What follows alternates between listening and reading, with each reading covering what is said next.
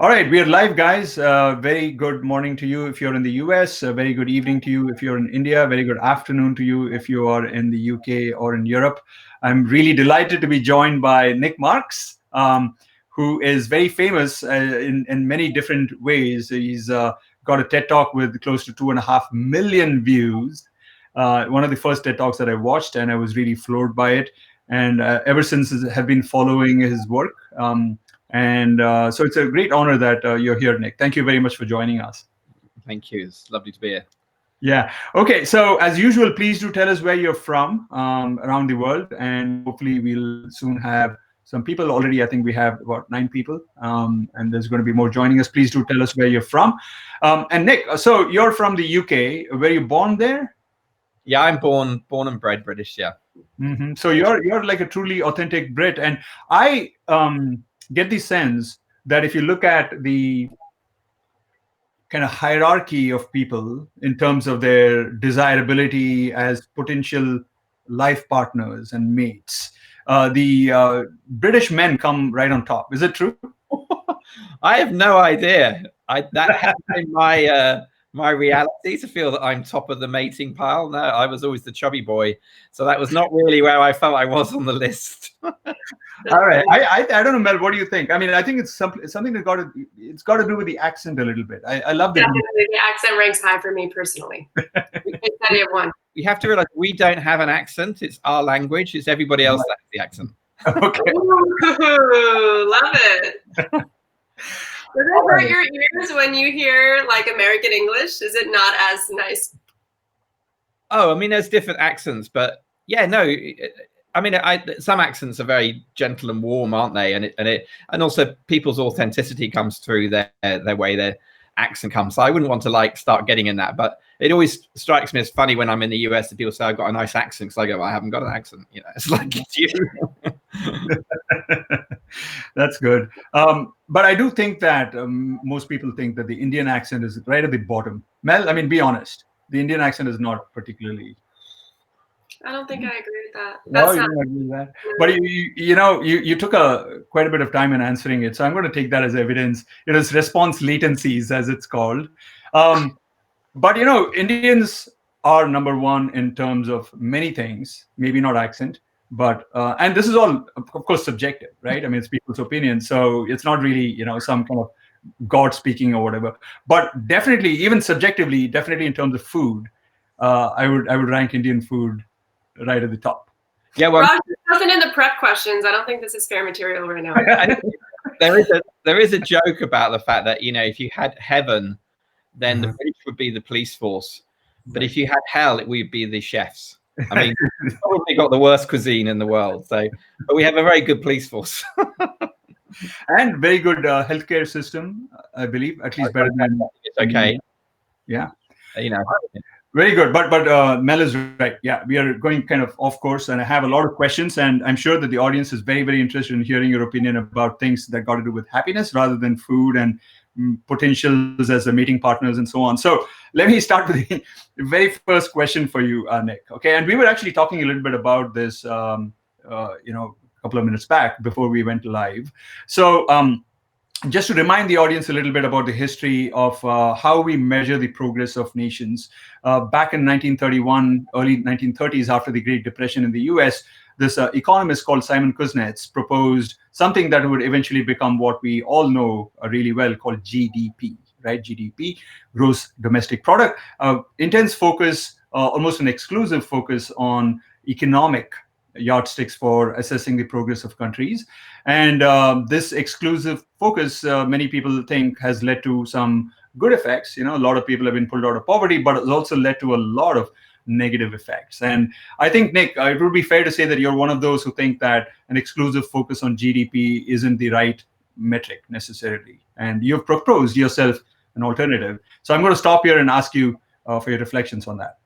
Yeah, I think GDP arose out of, yes, the Great Depression, of the late 20s, 30s in the US and globally. It also arose during the Second World War, when Western economies needed to produce a lot of had a lot of GDP growth, and they needed to produce a lot of tanks and materials and stuff to fuel the war.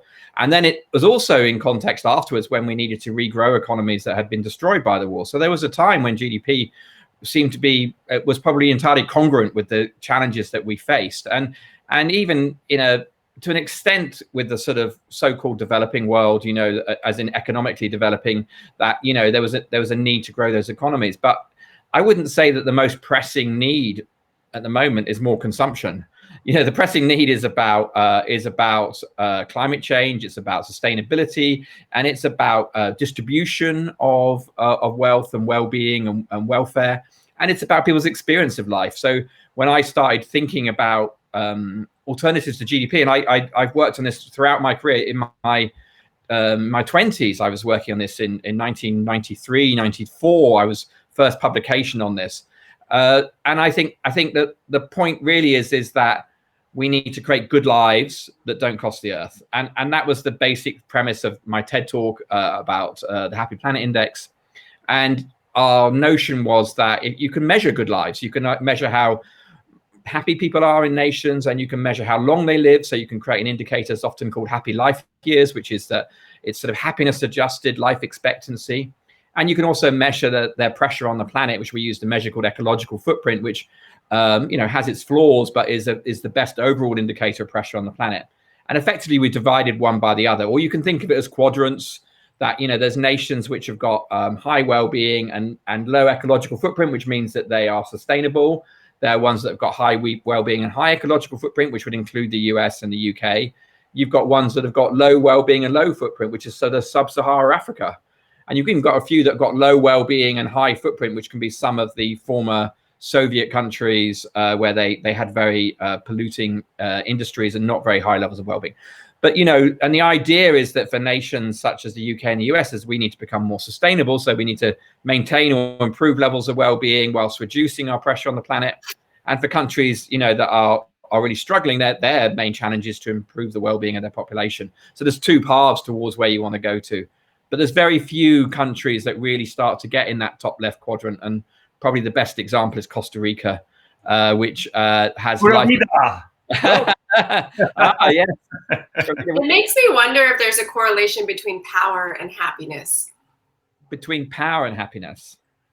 Yeah, because when I think about the US and I think about us being generally non-sustainable in our corporate practices, the pull to continue to be unsustainable is the power, the revenue, on both a micro-organization level and I think as a country. And so I feel like in leaders' minds who are not on board with this, there's some kind of if we reduce our corporate output, then we also reduce our power. And that part is the catch. Mm-hmm. So would it be fair to say, Mel, that what you're saying is that there's a trade-off between how powerful you are as a country, how economically advanced you are, and how happy, how sustainable the happiness of your country can be, both in terms of people's happiness, but also environmental happiness? Is that Actually, it's even more nuanced, and I'm asking just about the happiness of the leaders who are having the power, who are experiencing the power. I mean, I don't have an empirical answer to that. I mean, I don't think that we know the happiness of Donald Trump. He probably doesn't even know it himself yet. But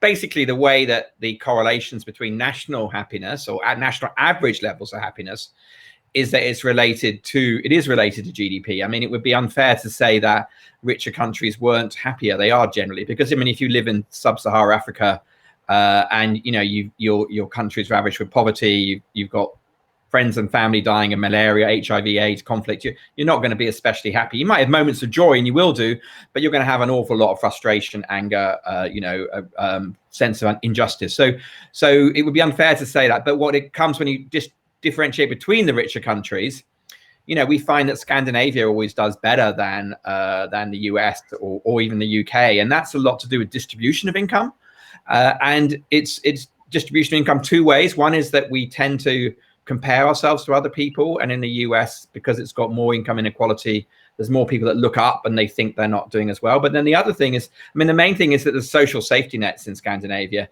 which is that the poor effectively are a lot happier than the poor in the US or the UK. And that's what brings down the national mean. So it's not really that the median, which is the middle person in Scandinavia, is much happier than someone in the US, but it is very much that the lowest 25% are. And that's what drags the mean down. Yeah, that's what happens to me in my classes. I'm a fabulous teacher, even if I say so myself, okay? But I ought to be getting 5.0 out of 5.0 every time I teach, but I only get 4.7 or 4.8 because there's a few people who are very unhappy with me and they drag me down. If I can just get them to not give me a 1 rating and make that rating a 3, ideally a 4, then I'd be like a 4.9, right? I mean, that's how distributions work. Okay, so we are on the broad topic of country level happiness, and I know that you're also a big expert on organizational happiness. And there's lots of people here, including my friend Chandru, who's very interested in organizational happiness. And so we do want to devote enough time to it, and I want to get to it. But I'm very curious. There's lots of people working on country level happiness, including Root Van Hoven in Rotterdam. And based off of his work and other people's work, I think you were cited too in that book, Nic. It's called The Geography of Bliss. Yeah. Have you heard of this book? Yeah. Eric Wonder. And in that book, he talks about, it's a very interesting book. If you have not read it, I'd highly recommend it. He basically picks, I think, 12 countries, India included, by the way. And he goes to these countries and assesses for himself in his social interactions with people how happy people are. And the reason he picks these countries is because they are all over the place in terms of their happiness. Okay, there's number 1 country, I think it was Iceland that year. He was there, but there's also like number, I don't know, 150 or something, really bottom of the barrel. Raj, your internet might be not so stable right now. You're a green digital. Yeah. Really? Shall I pick? The Geography of Bliss is a great book. And it's sort of more of a journalistic approach, and he gets into a lot of the different nuances about how cultures think about happiness. I don't quite know where Raj was going with the question, though. Do you know, Mel? What comes from you to share? I'm curious if you could take that anywhere that you think would serve, where would you go with it? If I could take the question. So, I mean, I think one of the things that he felt with people like Ruud and myself who look at the statistics around happiness, that he said that it's not the only way to understand happiness, and that there are ways of understanding it with about more narratives and whatever like that. And I think in some ways he's right in that there's only certain elements of people's experience of life that you can capture statistically, and then there's the whole narratives and stories, and there are other dimensions to us than just purely how much we'll say, how good our lives is. We'll talk about meaning. We'll talk about other ways which are less easily captured statistically. So I think some of his stuff, but he was a great read. I mean, some of it I didn't like. I think he put up some straw dogs, and he just sort of kind of cut them down. And sometimes there's a romanticization, I think, that goes on with some journalists about coming to cultures which are very different to themselves. And of course they go and they see the beautiful parts of them. But I mean, like in India, I haven't been to India very much since I was more a student and when I backpacked and whatever like that. But India had the ability to move you with beauty and disgust within 200 meters of each other. And for a Westerner who grew up in a society which was very privileged and whatever like that, just seeing that level of poverty and that level was very hard. And yet right next to it, there would be extraordinarily beautiful, esoteric, spiritual parts, and India is so fascinating like that. I know that the middle class has swelled massively since I was really going. I mean, I've been a couple of times for work, but not much since. But it's a complex picture, and also what is human culture? It's not all about happiness, is it? So it's interesting. So Mel, do you have any questions about happiness of countries? You went to India. What did you think of India's happiness? Oh gosh. What do I think about India's happiness?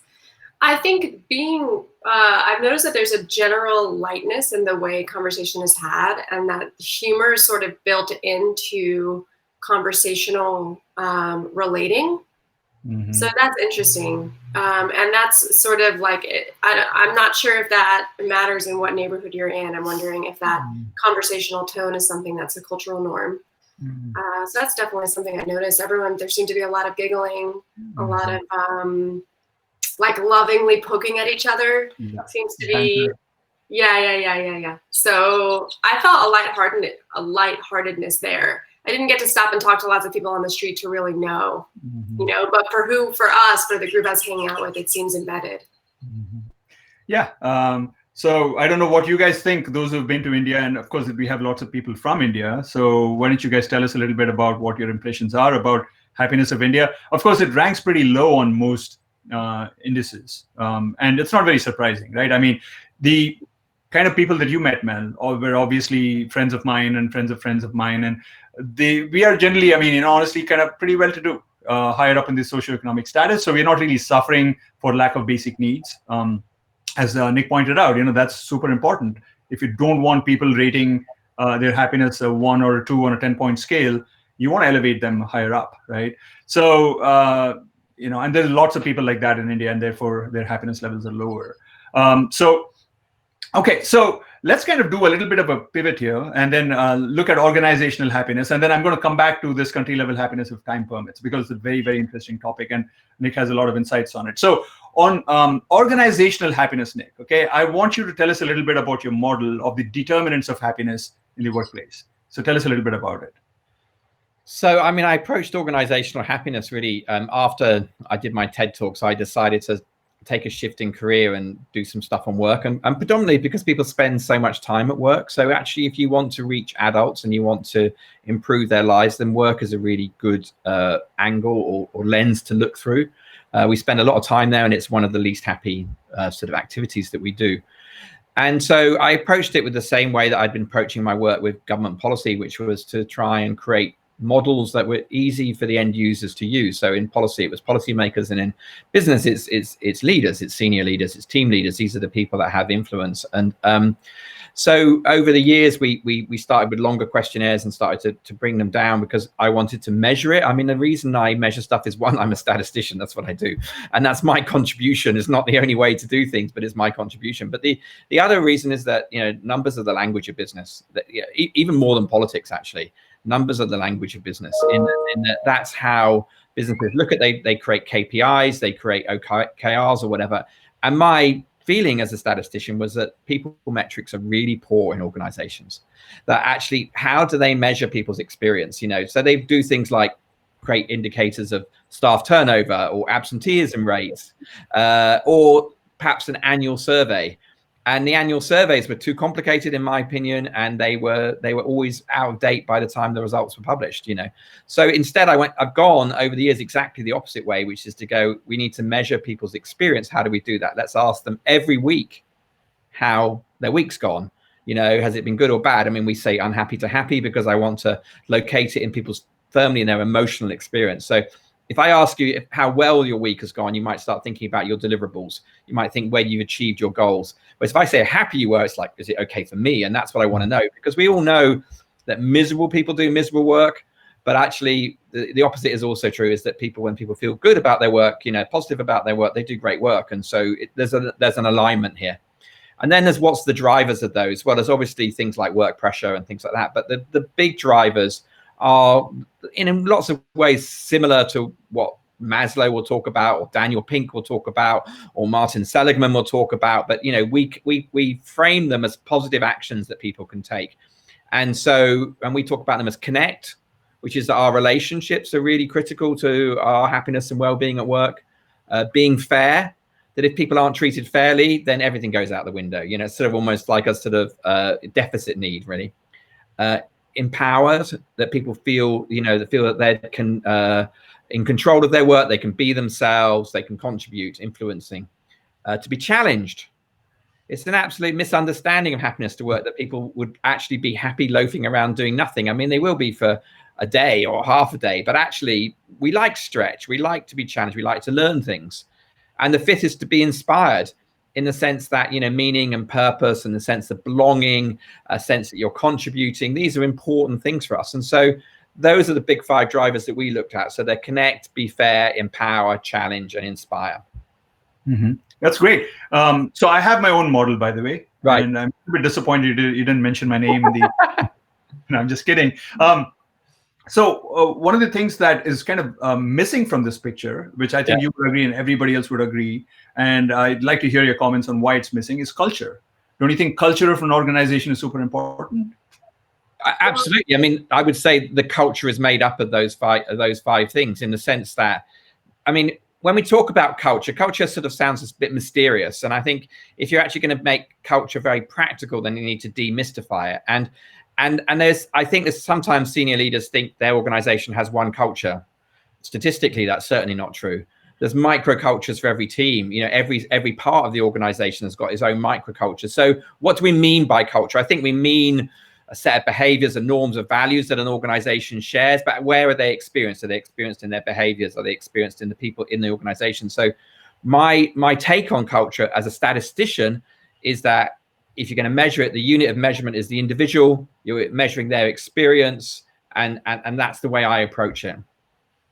Okay, very good. I'm going to turn over to Mel now to ask her question. I think she was just going to ask something and then she stopped. But in the meanwhile, I just want to very quickly mention that you guys who are here, thank you for coming. And there's more than 100 people, I think, or close to 90 people. Thank you very much for coming. Please do type in your question about happiness in your organization. I'm sure you have a question, especially now because of the pandemic. Okay, maybe it's got to do with, oh, I own the small business and I see people are suffering, and but we have cash flow issues. How do I continue to pay my employees in this period, and should I pay them, right? Maybe that kind of a question. Maybe you're in a multinational company and it's very difficult for you to meet people face to face, and you were used to that, and now you can't do it anymore. So how can I maintain a sense of group cohesiveness in a work from home situation? Okay, whatever your situation is, please do ask your question, because we have one of the world's best consultants on the topic here, and we want to take advantage of that. Okay,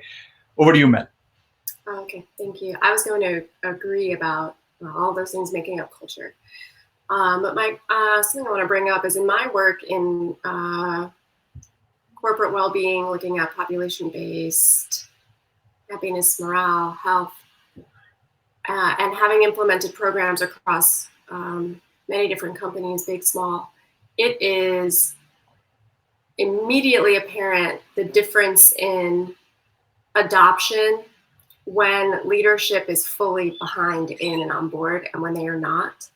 Yeah. And I've had my programs pretty much fail when leadership is not, and have them wildly succeed when leadership is pumped, excited, overtly participating, etc.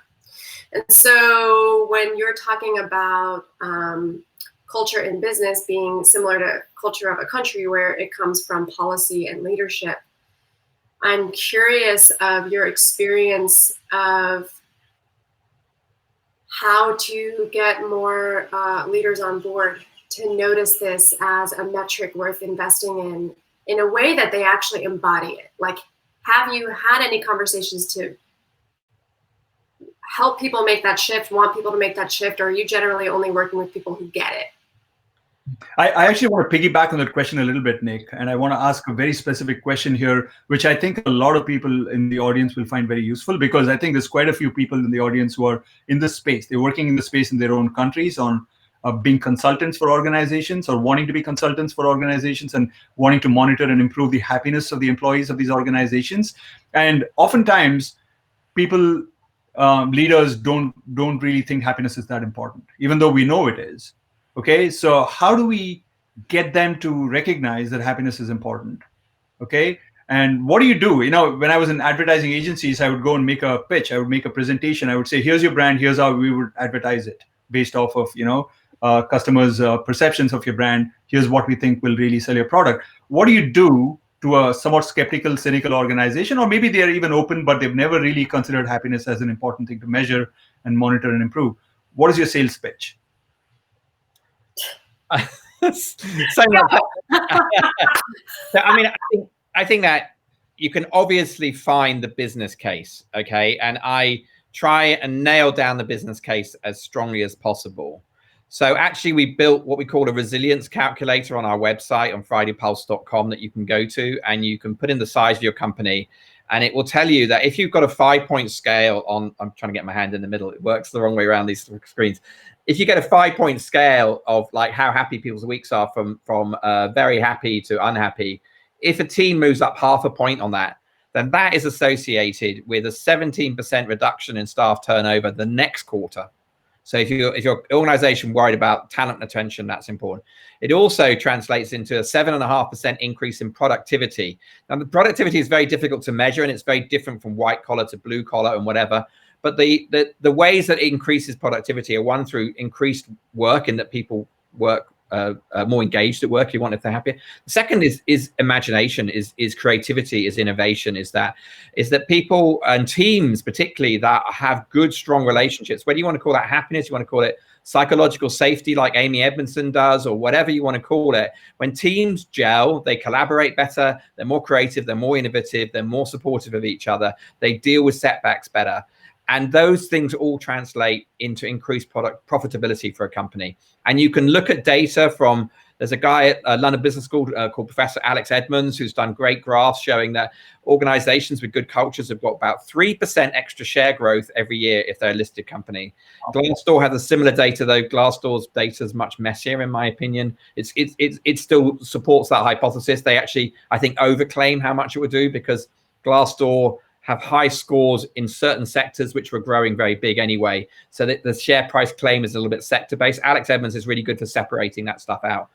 So you can make the business case, but I think we all know that people don't necessarily make decisions from a business case. That might sound weird, but they sort of make it if they believe it. And so it is sometimes finding the enlightened self-leader, or it is convincing them. So actually what we've just recently done, and we're starting to get some success with, is say, use our product for 3 months and then pay if you like it, and then or stop.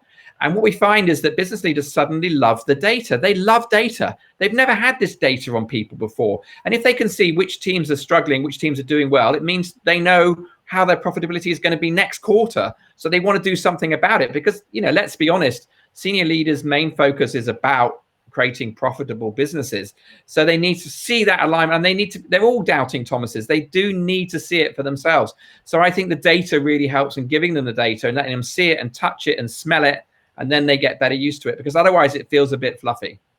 So that's the way our approach of doing it. I love it. So you actually, is this a policy of Friday Pulse that you say that we'll come and measure and give you back the data, and we'll do it for free for 3 months or so, and then you can hire us after that? That's like a general policy that any company can approach you? Up to 1,000 people. We have a top end, just because over 1,000 it becomes such a lot of work that we'd rather start with a division, so you can see it, touch it with the division, and then you translate it out into that. Yes, it is. We did actually start it with coronavirus because we realized that HR departments weren't spending, but we're definitely keeping it, because it's unlocked something for people to try it, because they just, as much, it feels like a nice to have rather than urgent. And so, and I think that skepticism is fair, in the sense that there's an association with happiness that we're all just going to be la, and that, you know, and we're not really going to work. And of course, there's certain types of happiness which that is true. You know, if you're dancing, if you're, you know, playing on the pool table, table tennis, if you're, you know, and you're happy, you're not working. But of course, there's other types of happiness which are very serious. You know, there's the happiness that comes from being super interested in something, being curious. There's the way that teams support each other because they trust each other. There's the way that there's a happiness that comes from reaching for something bigger than ourselves, you know, whether that's the organizational goal or the social purpose of the business. So, and those are deep, serious levels of happiness. And of course, it is all picked up, because when we give a score about how happy we are, all of those things are merged into one. So okay, that's great. So I have one more comment / question, and then Mel, maybe you have a question too. So what would you say to people who are here now in the audience, who are running their own small outfits, let's say, in their countries, and they also want to do this? Could they use what you have on Friday Pulse at some level? Do you have an app that they can download and then give to the organization, so that the happiness is measured and they have the data and they can go back and, you know, feel free to also tell us that if that is, we can use that, then what is your cut? How much should we pay you? So, I mean, the way that we work is, you know, actually, when I started out in this field about 8 years ago, we created something called a Happiness at Work survey. We actually work with an organization in the US called Delivering Happiness. You probably know them.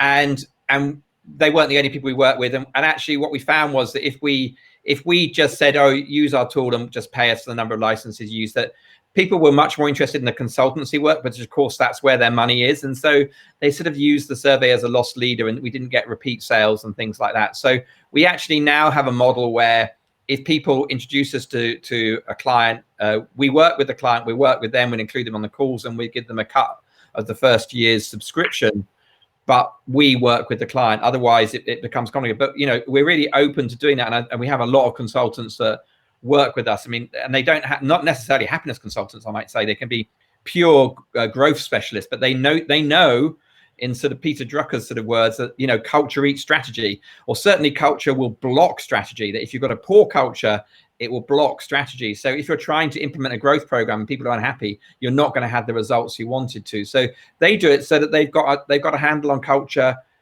monthly, quarterly, however they want to measure it. Well, they measure it weekly, but we can present the indicators in different ways. So yeah, we're very open to working with people. And if people want to reach out to me, then just come to me at nic@fridaypulse.com, and I'll get you into our system, and we'll introduce you and show you what it is. And, you know, if you bring clients and then they do subscribe after their 3 months, we pay you a finder's fee. Wonderful. All right, Mel, do you have anything to say? I want to make a deal.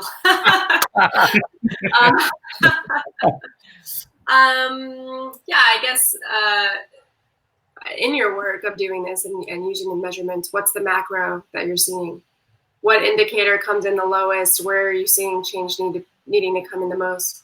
In a COVID world, I mean, we've got data which basically is effectively monitoring what's going on in organizations across our clients as COVID hit. So, you know, you have the beginning of the year. So we ask people this question every week, and we know what the average is across all of our clients. It's approximately 70 out of 100. And what that means is that most people are happy, a few are okay, and a few are unhappy.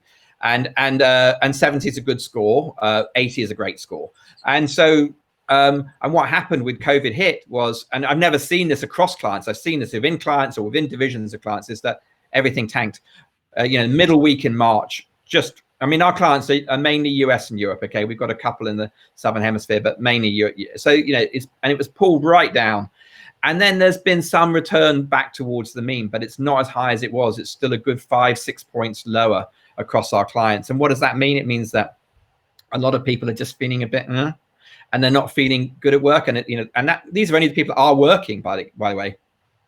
It's not including our clients that shut business the first week or the second week. It's not including people who were furloughed or made unemployed. I mean, they've now come out of our system. This is the people at work, and we're basically seeing a very steady lower plateau. And that's, you know, this is a difficult time for some people. I mean, yes, there's the business challenges, but you know, some people have got young children at home that they're having to homeschool, look after, and the stresses and strains of that are very, very high. And of course, that spills over into work.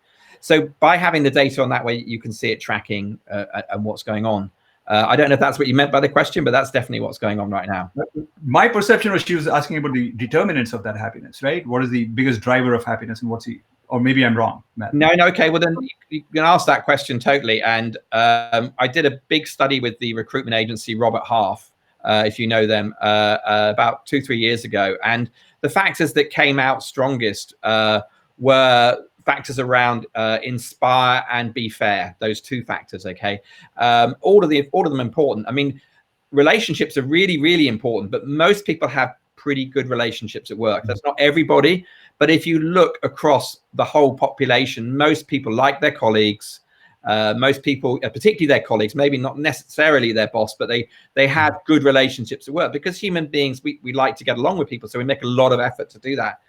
But, you know, if you feel disrespected at work or your work-life balance is out, then that's a big problem. But if you also don't feel proud in your organization, then that's a big problem. And that probably comes out as the biggest factor, in the sense like, do I like what my business does? Do I feel proud to work for this organization? Well, probably that, if I was to put one on it, is that. But it does change sector by sector. You know, I wrote this piece which is about, you know, if you look at accountants, then the biggest factor for them is feeling appreciated. And, you know, if you're in a job where, or lawyers, it's the same. You're in a job where people mainly think, oh, God, I don't want to do that. I mean, dentists must be this, but I don't have data on dentists. But, you know, if you're a dentist, people are frightened to come in. They don't want to do it, you know. So, you know, so people like that really like to be appreciated. Whereas if you're a hairdresser And, you know, people are always giving you lots of praise. So it's actually a really happy profession. So, you know, there are the ways that professions are quite different in this space. Yeah. So talking of hair, have you had a haircut recently, Nic? I'm what's technically called rewilding my hair, I think.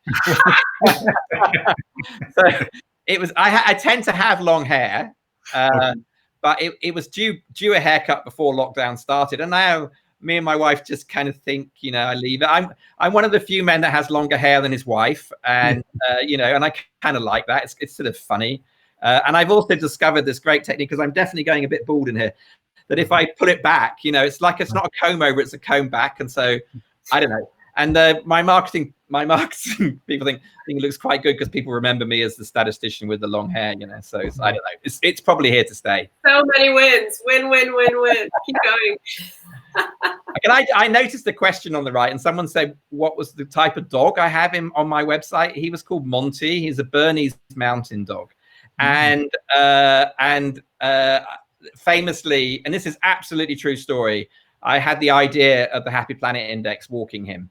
I was walking up a hill near my house, and I was very frustrated about a project we were running, and I needed a new metric to capture this idea of sustainability. And something in my head went click, click, and I came up with this idea that what became called the Happy Planet Index. I called it sustainable well-being. First off, luckily someone renamed it, because that wouldn't have been very fancy. But you know, and he was called Monty. He's sadly no longer with us, but he's a Bernese mountain dog. All right, so you're talking about the Happy Planet Index, which reminds me that I promised that we'd get back to, or I said that we'd try to get back to the country level happiness. And I do want to do it if we have time. And we do take the audience questions, and we're going to start it in another 5 minutes. Okay. And in the meanwhile, I have a couple of questions for you. Very quick answer to this question. So how happy are people at Friday Polls? Oh, at the moment, this week we were 65 on our score. And we have a mixture in my company at the moment because of working from home. So I have 2 of my colleagues are in their flats on their own, you know, they're single.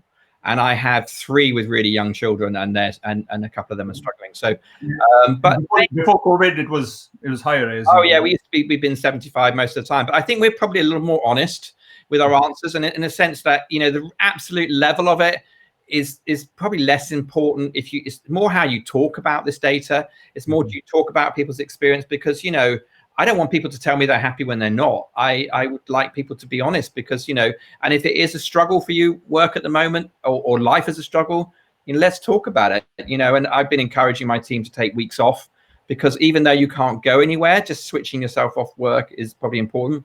And actually, probably it's advice I need to take myself, you know, is probably take a week off, but I haven't done yet. But I'd love to have a boss like you. Take time off.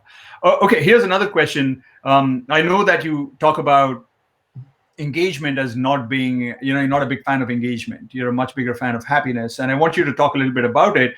At the same time, I also want you to touch on this idea that most people in the business world, you know, engagement is a big buzzword that they've accepted. Happiness, not so much. So even though you're not such a big fan of engagement, would you still recommend that people use the word engagement, but really what they mean is happiness? Okay, so that's my question. Okay. My sort of take on this is that engagement is a made-up word, yeah, and in the business context. I mean, obviously there's a psychological meaning, and we can talk about that, but they don't mean that. It's basically a code word for productivity. It's sort of like, you know, how productive will you be? And of course, that's the business's agenda. I totally get that's the business. So I'm not trying to say that shouldn't be their agenda. But if you ask someone, how engaged are you? They can't give you an answer. And there are as many definitions as engagement as there are consultancies or as people that have scales on engagement. Yeah. So Gallup, of course, are the most famous for working with engagement, and their Q12 are 12 things, which are perfectly decent things to do at work. I think they're really statistically poor. They have different time frames, and I have all sorts of critiques of it, but roughly speaking, but their definition of engagement is the sum of those 12 things. Is that engagement? Is that, you know, I mean, and basically they know, they talk about it because they know it's correlated to productivity. So what they're really trying to do is talk about measuring individual productivity. And the problem is that I think the way it lands on the individual is that you want more out of me for the same money.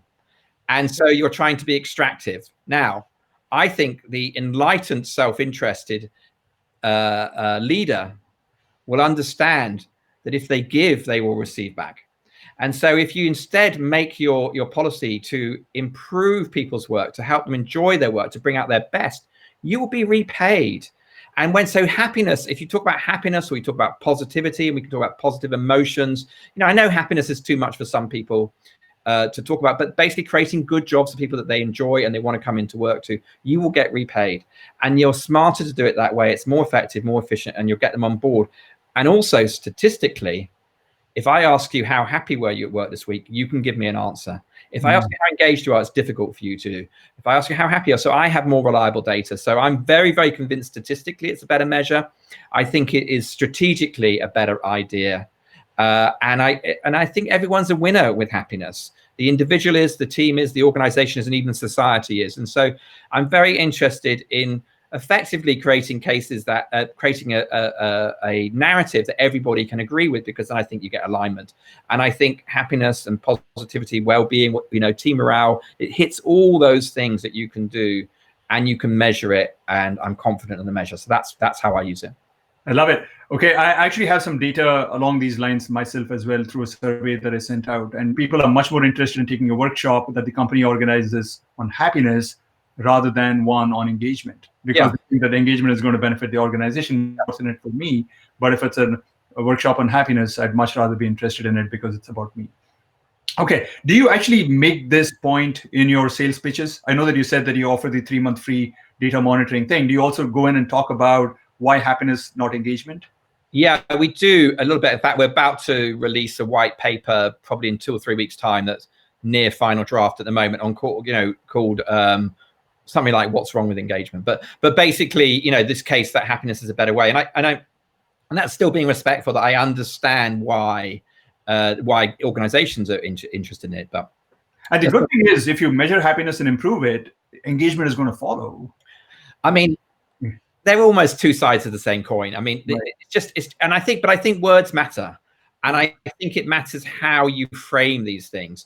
And I think happiness gives you a much better chance of getting everybody on board. So that's why. And also, actually, you want to know when people are unhappy. Whereas, disengaged just sounds wholly negative. If you're unhappy, it feels like, okay, well, let's try and work with you to get that better. Whether that's a team level, whether it's a division level, whether it's an individual level. And some people are struggling, and some people are struggling.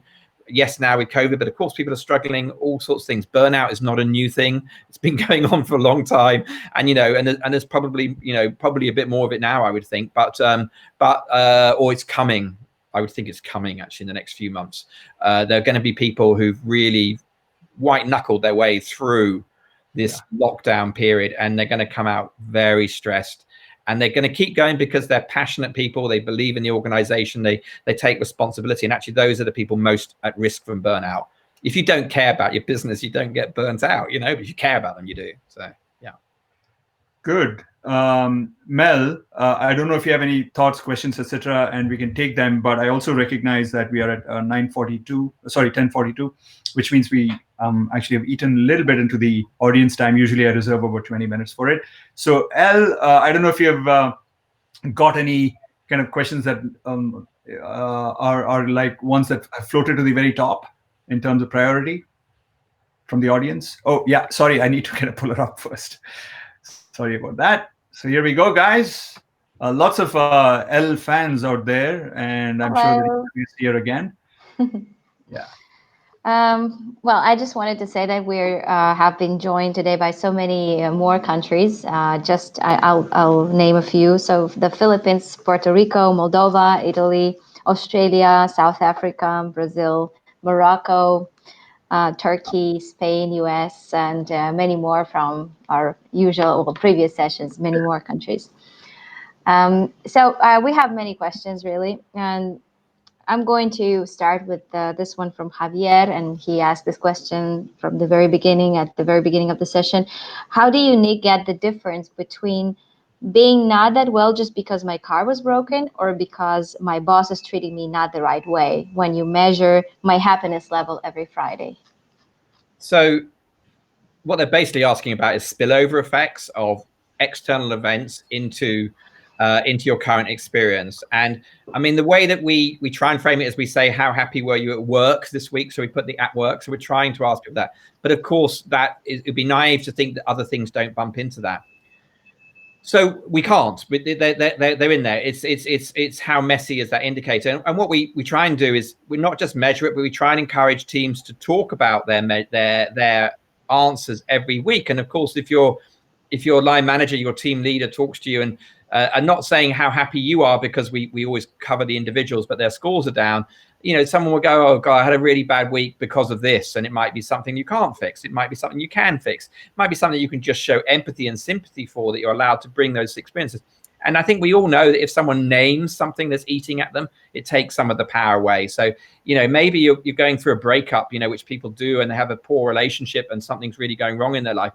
If you can just say to my colleagues, look, I'm in a really bad mood because, you know, my wife's left me or whatever's gone on, then people understand that, you know, we understand that. And then you can start to bring more of yourself to work. So it's allowing the fact that people have other stresses, that they can bring them, they can talk about them, and then maybe they can park them for the 5-6 hours at work. They work productively, and then they can go back to their challenges. So it's sensitivity really to that going on.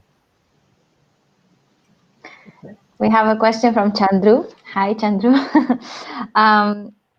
Like countries like Africa, for example, where happiness becomes relevant or comes into picture only when basic needs of people are met. In organization context, what are these standards, like basic criteria? So, you know, material circumstances matter more when they're really poor, when they're really bad. So it's one of the reasons I don't like Sonia Lyubomirsky's model of the idea that only 10% is your circumstances. That feels to me very disrespectful to sub-Saharan Africa and places where people have very challenging circumstances. And of course that affects their happiness. And her data is mainly based on Western European data anyway. So what I know about this statistically is that, you know, of course, across Northern Europe and US and other developed economies, we've got a lot of legislation in about employers' responsibility for health and safety. I've done surveys in Latin America, and the material conditions of work, whether you feel safe, whether you feel, those become more into my equations there, because there's more variability, because there's really poor workplaces and there's good ones. And so what that means is that the way that the trade union movement, the way that other people have lobbied for better standards at work have been successful. They have prevented people from being less happy at work. We're the beneficiaries of that. So in countries like perhaps India, you know, those things really matter. In a country like UK or US, they matter less because we've dealt with them. So, yeah. So you mentioned Sonia Lyubomirsky there. I just wanted to kind of quickly say this, that our guest next week is in fact her. Okay? Sorry. All right. So I'm going to ask that question on your behalf, Nic.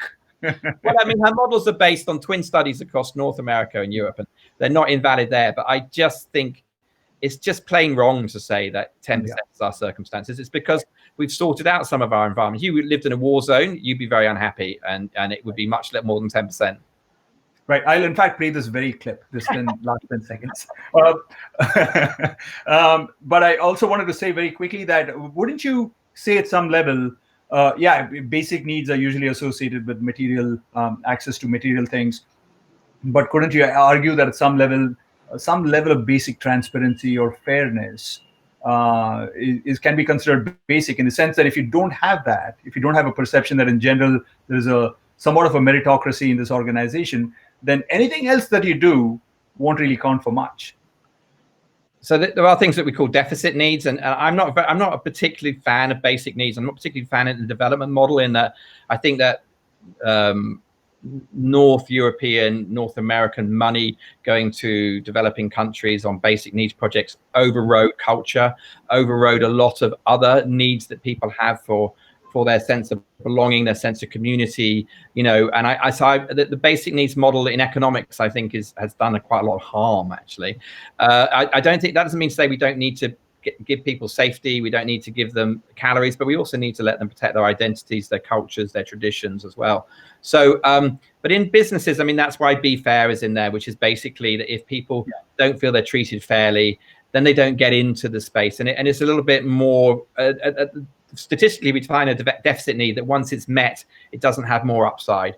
And so we find some of the indicators we use around that are that, is there enough of that? So fair pay is one, for example, which is that you want to pay people fairly, because then pay is off the table. If you don't pay them fairly, they're not going to get there. Now, pay above that doesn't have such a massive effect.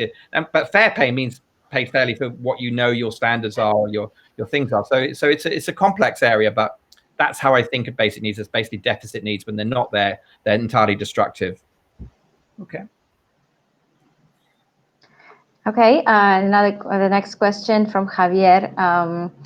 So if the figures are clear and public, why do you think not every single company all around the world is working on increasing happiness? Why they aren't? Why everyone isn't? Why they aren't? Oh, because I think people like us and your listeners and Raj, we've got to make the case more, in the sense that, and I think that there is a model out there that you need to sort of treat people toughly in order to get your business going, and of course fear does motivate a little bit, so there's a little bit of truth in their model that they can sort of scare people into producing. But the reality is, I think that an enlightened self-interest model works a lot better. It's a lot more humane, it's a lot more human, it's a lot kinder, and it's actually more profitable. But you kind of have to undo the effects of the fear model before you get into that. So it probably feels quite hard for people to move to that. There's also all sorts of short-term metrics and incentivizers for businesses to chase, quarterly figures or annual figures. And I think that a program to create a positive, productive culture, a happy culture, happy teams, happy, high-performing teams, takes more time to do. So it doesn't always work with the short-termism in business. So there's different ways, but I think all sorts of businesses actually get this. They may not measure it, but all sorts of business leaders actually really understand this, and they believe it. They just don't know how to measure it. Sometimes don't know how to operationalize it, and sometimes they're doing it brilliantly without any measurement. There's all sorts of great companies out there. I mean, it's not like every company is rubbish. That's not true. There's lots of great companies, and there's lots of goodwill in organizations. It's just, helping that be more consistent, really. My work is really about how do you do that consistently. So it goes back to that microcultures part, which is that an organization will have some great teams and some great parts of their organization. How do they get all of the organization to do it is their challenge, I think. All right. So you mentioned, this idea that people think that fear is a bigger motivator than perhaps happiness, and that might be one of the reasons why they don't measure or try to enhance happiness of employees. What about country level? Country level, surely people should be getting it that happiness is what matters ultimately. So why don't we measure it as much? Well, I mean, GDP and economics is a very quick feedback loop, in the sense that when an economy plummets, like all of our economies are right now, then it creates pretty unhappy experiences for people. So, actually, I think in some ways the well-being of the population is the aim of most governments, even if they don't measure it precisely. I think that's what they are trying to do. But they get caught up in the short-termism of wanting to be re-elected in 4 years, 5 years time. So they get in this loop. I mean, there's an expression when I was working in policy. So probably everyone's heard of NIMBYism, not in my backyard. In policy, they had an expression which was NIMTO, not in my term of office. And they want to push things into the next term of office, sustainability being one. But, well-being is a very long-term sort of goal. And it's why you find all preventative public health measures always get cut in budgets, because people look to short-term things which are trauma-based rather than long-term building ones. So you need an enlightened leader that starts to do that. And I don't know why we don't elect enlightened leaders. I've got no idea about that, but we don't seem to be able to do that very easily. Do you want to stand for office? No. I mean, I used to think about it when I was in my 30s, and I decided I actually think you get maybe as much influence behind the scenes as you do in it, and I didn't want that sort of publicity. And I know a guy, a little while, who really should have been head of the Labour Party. Jeff Mulgan, he's called. He used to run a think tank in London called Demos. He was Tony Blair's right-hand man. And he didn't go into, he was much better placed than me, and very political. I'm not very political. I'm a little bit too honest to be political. I don't play games, and I think you need to be quite strategic if you want to be a politician.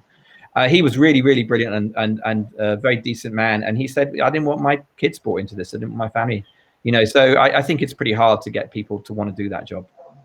It's fair. Yeah. All right. We have another 6 minutes, guys. So please do send us your questions. If you have a burning question that you want Nic to answer, and then make it all caps so that it catches our attention.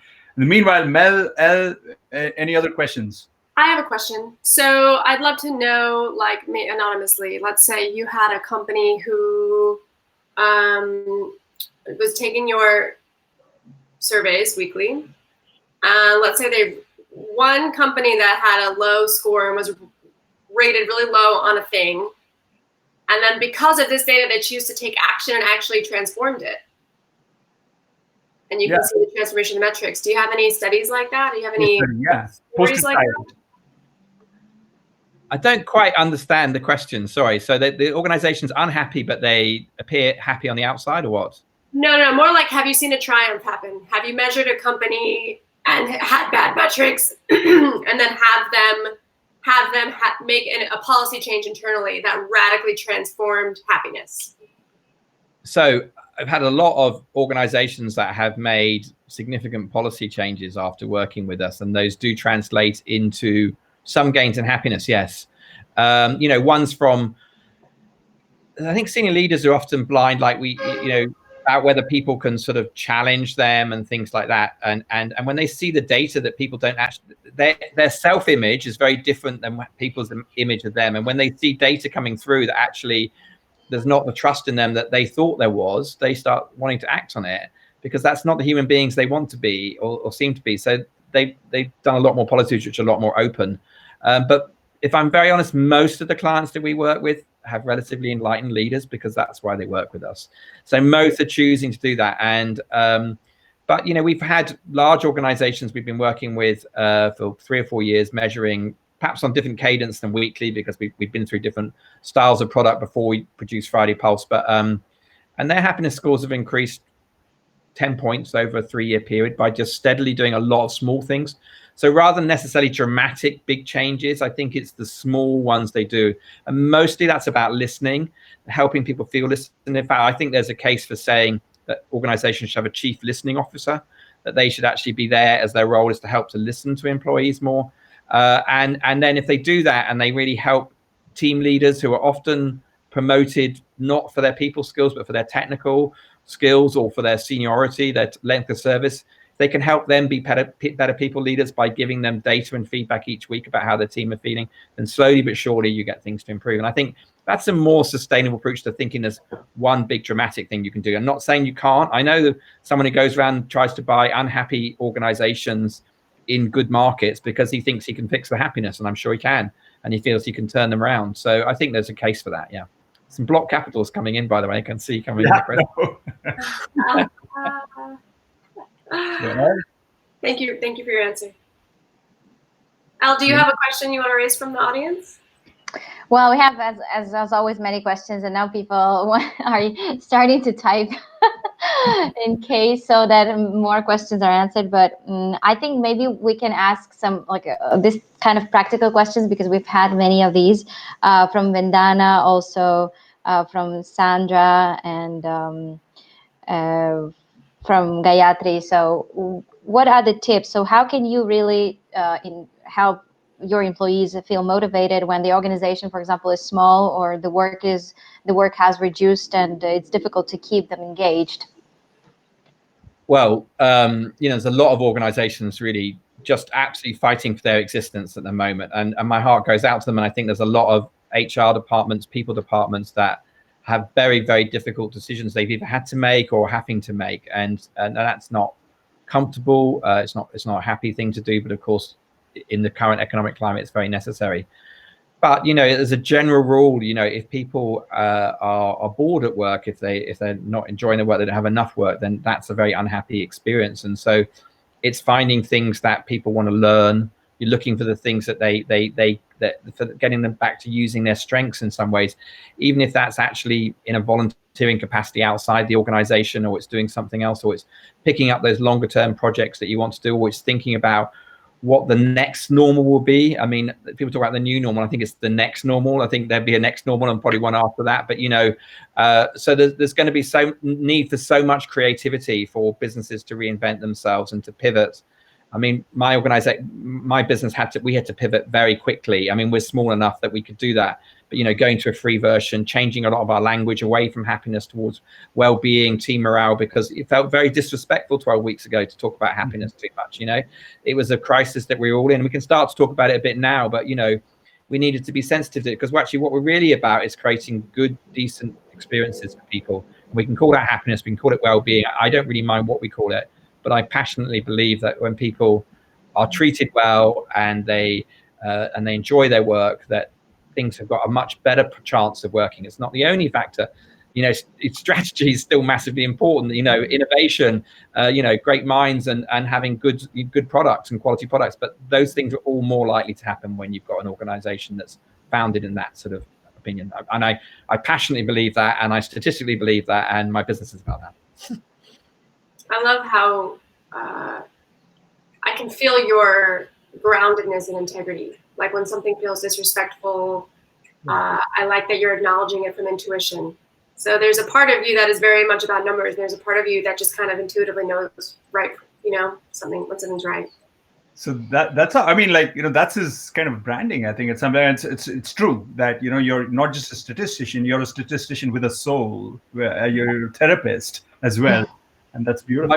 My mother was a family therapist, and so in my 20s I trained as a therapist. And actually, I also went to quite a lot of men's groups when I was young. I found it very difficult to know how to be a man in a world I found misogynist, and and how do you get out of that sort of patriarchal world? And so I spent a lot of time contemplating and doing some other weird stuff too. But and I think that pays through in life. If anyone's young, I really say I think they should really get into some personal development and whether that's through meditation, whether that's through encounter groups. I really liked encounter groups because you get yourself into problems. You say things that you don't mean to say, they're your biases, they're your whatever, and you have to get your way out of it, and you learn in real time. And so I think I had that very strong, probably from my mother, but my father also was quite an adventurous business leader. He did a lot of personal development stuff with his senior leaders right back in the 70s.